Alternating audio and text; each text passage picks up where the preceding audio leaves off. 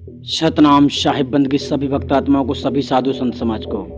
अब हम आपको बतलाने जा रहे हैं आज ध्यान में बैठने की विधि। यानी ध्यान में बैठने से पहले आपको अपने शरीर के जकड़न को ख़त्म करना है, यानी आपके आलस्य को ख़त्म करना है।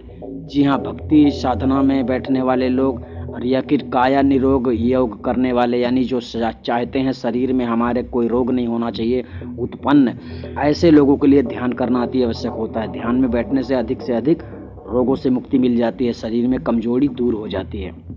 सबसे पहले आपको ये करना है, ये है घुटनों में अपने सर को टच करने वाला कार्य। जब आप घुटनों में अपने सर को टच करते हो तो आपके शरीर की पूरी नसें खिंच जाती हैं, जिसके खिंचने से बाद में आपको बैठने में किसी प्रकार की समस्या नहीं होती है। आप अधिक से अधिक बैठ सकते हैं। इस कार्य में आपको कम से कम नहीं तो 5 मिनट का समय देना ही है। ठीक है, दूसरी प्रक्रिया यहाँ पर देख लेते हैं। इस तरह से आपको भी करना है, यानी आपने अपने शरीर की जकड़न को ख़त्म करने के लिए शरीर, आप जिस समय बैठते हैं उस समय आपका शरीर पूरी तरह से शिथिल होना चाहिए। इसलिए बॉडी को पूरी तरह से आपको तत्काल बैठने के पहले इतना कार्य ज़रूर कर लेना चाहिए, जिससे आपकी बॉडी में जो है किसी भी प्रकार की जकड़न नहीं रहेगी और आपको बैठने में आसानी होगी। जो लोग पीड़ित हैं, पीड़ित व्यक्ति ऐसा नहीं करेगा, यानी जिसको दर्द तकलीफ़ पहले से बहुत ज़्यादा है वो ऐसे प्रक्रिया को नहीं करेगा, क्योंकि उसको ध्यान करने से कोई फ़ायदा नहीं। क्योंकि ऐसा करे, जो पहले से पीड़ित है वह ध्यान करेगा तो उसे नुकसान भी हो सकता है, साइड इफ़ेक्ट भी हो सकता है, इसलिए उसकी जिम्मेवारी हम नहीं ले सकते हैं। इसलिए बता रहे हैं, जो व्यक्ति निरोग है, ठीक है, उसे ही ये कार्य करना है ताकि उसके अंदर कोई भी रोग ना बैठे। इस तरह झटके मारना है, अपने गर्दन, अपने हाथ, अपने पैर को झटका लगाना है।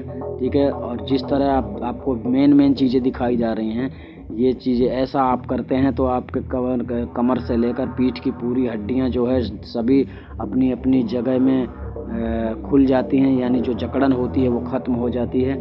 ये सब करना आपके लिए बहुत ही आवश्यक है। और बैठने के पहले जो आपको सीधा बैठना होता है, इसलिए आपको सबसे पहले इस प्रकार से सीधा टाइट हाथ ऊपर करके, ऊपर पूरी तरह से टाइट हाथ करके और नीचे की ओर आपको लाना है। आपके दोनों आँखों के बीच से और नाक के सामने से आपको अपने हाथों को टाइट रखना है और टाइट रखते हुए नीचे लाना है। ठीक है, आपको देखते जाना है कैसे करना है, कैसे नहीं करना है। आप लोगों को विशेष रूप से यहाँ पर इसीलिए समझाया जा रहा है ताकि आप लोग आसन उचित लगा सकें। ये पद्म आसन लगा हुआ है और पद्म आसन में ही आपको भी बैठना है। ठीक है, इस तरह से आपको हाथ दोनों टाइट रखना है।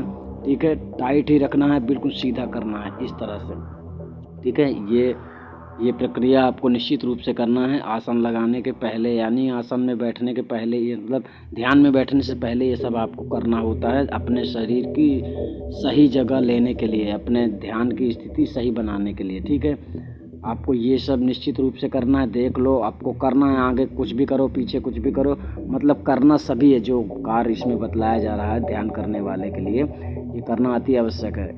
तुरंत ही उठकर नहीं बैठ जाना चाहिए, तुरंत कहीं से घूम के आए तो नहीं बैठ जाना चाहिए, क्योंकि ध्यान में बैठने के लिए बहुत ही ज़रूरी बातों को समझना अति आवश्यक है। क्योंकि अगर ध्यान में बैठने के पहले अगर आप ये सब नहीं करते हैं तो आप सही समय तक ध्यान पे नहीं बैठ सकते। ध्यान पे आप जितना ज़्यादा से ज़्यादा बैठते हो उतना ज़्यादा से ज़्यादा शरीर को पावर मिलता है, बॉडी को पावर मिलता है, और बॉडी के अंदर कोई भी साइड इफेक्ट जो होता है वो ख़त्म हो जाता है, यानी कोई बीमारी उत्पन्न होने वाली होती है वो ख़त्म हो जाती है। अगर आप ऐसा लगातार करते हो तो निश्चित रूप से आप सफलता प्राप्त करते हो। और जो लोग भक्ति मार्ग में हैं वो लोग अगर ध्यान करते हैं तो उनके लिए हम बता देते हैं, जैसे कबीर पंथ में बहुत सारे लोग ध्यान करते हैं। तो मतलब जो ध्यान करते हैं उनके बारे में हम विशेष रूप से बताना चाहते हैं कि इस प्रकार से आपको पहले करना है। और जब आप ध्यान पे बैठे हुए होते हो उस समय आपकी दोनों नैनों से आपका निशाना नाक के बीच में होना चाहिए। यानी कहने का मतलब है, जो नाक का आखिरी छोर होता है, जैसे आप टच करते हैं सामने, नाक में टच करेंगे सामने, तो वहाँ का जो सेंटर होता है वहाँ पर आपको अपना ध्यान, यानी दोनों नैनों से देखना है, अपना ध्यान जोड़ना है, तो आपका ध्यान जल्दी जुड़ जाता है। जी हाँ, आपका ध्यान जुड़ तो जाता है, बहुत सारी चीज़ें आपको देखने को मिल सकती हैं। इसके साथ साथ एक विशेष जानकारी आप लोगों को देना अति आवश्यक है कि जो भी ध्यान अवस्था में बैठता है इस प्रकार से, तो जो व्यक्ति पुराने हैं या कि अब आप शुरू करोगे अगर ऐसा बैठना तो आपका जल्दी ध्यान लगेगा। और ध्यान की स्थिति में हम आपको बतला देते हैं कि पांचों मुद्राओं में जो शब्द है सोहम, ररंकार, ओमकार, ये जो 5 शब्द और 5 मुद्राएं हैं, जब भी मनुष्य ध्यान पे बैठता है तो पांचों मुद्राओं में ध्यान लग जाता है, यानी कि भजन चालू हो जाता है, अर्थात पांचों मंत्रों की जाप प्रक्रिया चालू हो जाती है। इसलिए हम चाहते हैं कि अगर आप कबीरपंथी हो, सच्चे कबीरपंथी हो, तो कबीरपंथी किसी भी शक्तियों के जाल में नहीं आते हैं। उनका परमात्मा सच्चा सत्पुरुष परमात्मा होता है, वह शब्द स्वरूप परमात्मा है और वह सार शब्द स्वरूप महाचेतन सत्पुरुष परमात्मा की प्राप्ति तो भेदी गुरु से होती है, परंतु जो भी ध्यान करते हैं उन लोगों के लिए विशेष बात है कि कभी भी आपके सामने शक्तियाँ प्रकट हो सकती हैं, क्योंकि आपको पता नहीं है कि आप किसी भी हाल में निरंजन की भक्ति कर रहे हैं, यानी कि पाँचों मुद्राओं में शक्तियाँ हैं, वो शक्तियाँ कभी भी आपको प्रकट हो सकती हैं और आपके ऊपर चमत्कार कर सकती हैं, जिससे आप उलझ जाएंगे, मोक्ष मार्ग से गिर जाएंगे और मोक्ष मार्ग में नहीं पहुंच पाएंगे। तो जो भी कबीर पंथ हैं उन लोगों के लिए ये विशेष सूचना है कि देवी देवताओं के चक्कर में ना आकर आप अपने सच्चे सिद्धांत में ध्यान रखें। और कोई भी जो रोग काया से मुक्ति, काया के रोगों से मुक्ति पाने के लिए ऐसा करता है तो उसको अधिक से अधिक करना चाहिए। और जो लोग सार शब्द खोज रहे हैं तो उनको सार शब्द ध्यान करने से नहीं प्राप्त होगा, ये भी बताया जा रहा है। ध्यान करने की यहाँ पर गति बताई जाती है, आपको करने की इच्छा है, शौक़ है, आप कर सकते हैं। और ध्यान करने से शरीर में बीमारियाँ खत्म हो जाती हैं, इसलिए ध्यान करना चाहिए और इसी प्रकार ध्यान करना चाहिए। आप भी कीजिए, औरों को भी शेयर कीजिए, वीडियो लाइक कीजिए।